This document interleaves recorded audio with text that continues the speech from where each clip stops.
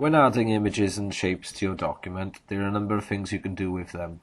This image I've just copied straight off the internet. I've just right clicked on it, copied and pasted it into here. If I had it saved somewhere, I could go to insert and press picture, and that picture will also appear. But on the insert tab there's also something called the picture placeholder, and basically if you've already got a space set aside for a picture to go into, so make it so it fits around a title or some text you might already have on there. Once you've got the shape of it correct, the size you want it to be, click on the icon in the middle and then put the picture into that shape, and then you can decide to keep whatever you want of that image, resize it or so, and then when you click away from that, you've got your picture the size you want it to be. Well, you might have noticed, as I've clicked on these pictures, the picture tools appears at the top of the screen, a new tab on the ribbon. And if we just go across the bar to show you what things do, now the brightness, as it says, makes things look brighter or darker depending on which side of the scale you go on. Same for the contrast, makes it either lighter or darker. And then you can also recolor the picture. So for example, I've got a blue background on this document, and if I wanted it to kind of match that color scheme, I could choose the color from what's already there for me, or choose it from more variations, and then I can choose what color I want from the palette, and obviously there's more colors there again. And then you just press apply to see what it looks like, and then when you change the color of it, so for example if I did choose that blue there, I press apply, I can see what it looks like in the background. If I didn't want it, I press cancel, but if I'm happy with it, I press OK. But in this case I'm just going to press cancel, so it takes it off. In the same area on recolor, if I've got a cup of tea picture I've downloaded off the internet, but it's got this white background on it which I don't particularly want, and in lots of cases if it's just a simple white background on a picture and it's not a complex picture, to get rid of that white I would normally click on recolor, set transparent color, and click on the white. Now I know in this case it won't all go away, but you do get pictures sometimes which are like that, but you just have to look for pictures then which do just have a simple white background color, and it'll get rid of all the white out of that picture for you. And then if we click back on our first original picture as we're going along, you can see that they've got these shapes there set for you can decide to use, and they try to give you ideas for what you could do. But if you actually click on picture shape next to it, you can decide what shape you do want that picture to go into. So for example, if I chose the star down in the corner, or explosion I should say, it kind of fits into it, and then I can stretch the crop points out to kind of get as much of that picture in there as much as I can, and then when I click away from it, it's kind of fitted into that shape then. And also in addition to that, you can add a border to your picture. So if I choose white there, you can see it is putting a border around it, and I can make that a little bit thicker by going to the weight and making it a bit chunkier. So 4 looks pretty good on that one.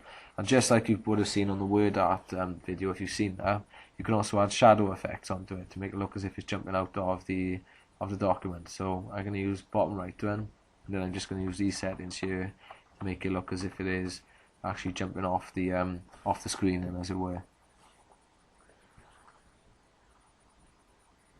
And then on our second page, and I've got nothing on this at this point, I just wanted to go over how to insert shapes. Now we've seen on the first page we can put pictures inside shapes, but if you just wanted to be using shapes to kind of add a bit of, I suppose, a bit of detail to your piece of work, you simply go into insert, and then you've got shapes, and then you've got all the shapes which you just saw a couple of seconds ago. And in some cases it's nice just to do random shapes. If with a circle, if I'm dragging it out, I want to get it to be a perfect circle shape, and the way to do it is to hold down the shift key on your keyboard, and then whichever way you drag it out, it is always a perfect circle shape. So if I just add a bit of colour to that, so red onto that one, I'm just going to copy and paste it a couple of times just to show you something. If I add that one to be orange, that one to be yellow, or yellowy orange, and I'll just make them overlap each other. And I think, well, there's nothing special about that, which is fine, but if we take the border colour off, or the shape outline off I should say, so there isn't an outline, add a little bit of a shadow onto it, and change the colour of the shadow so it's black, so it stands out a little bit, make it look as if it's jumping off as well. And then the last thing I wanted to show you this, if you right click on your shapes and go to format auto shape, there's this transparency option, and basically what that means is if you take it up to about 50% and press OK, it makes it look see-through, and basically means then if you've got something which is behind the shape, It might be an idea to take the shadow off that because it's not looking too good there. So if I just click on no shadow, and I'll do the same for the others as well. So no shadow.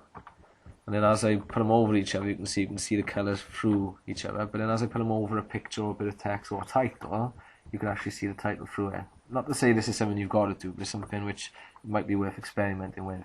And then the last thing I want to show you with shapes is the freeform shape. Now the freeform shape, basically, as it says, allows you to freely do what you want to do. So I could click and hold the mouse button down and draw my own shape. And I don't know what that's supposed to be, I've just done something a bit random. And then I can colour that in and so on. Or, using the same tool, insert shapes, freeform, I can click and let go and basically draw a frame of a shape. So I can click and I'm just dragging the cursor. Now I'm not actually holding anything down, just moving the mouse about, clicking and coming back to the original point. Then when I add a little bit of colour onto that, get rid of the outline, and then if I want to add a little shadow onto it and maybe make it a bit darker so we can see it, maybe a little bit more pronounced. And then if I insert a text box or draw a text box over the top of that, I've then got a little bit of writing frame then for my text to stand out, especially if I've got a lot of colours and pictures and my background colours are a bit strong, then it's quite easy to spot where the text is on that page.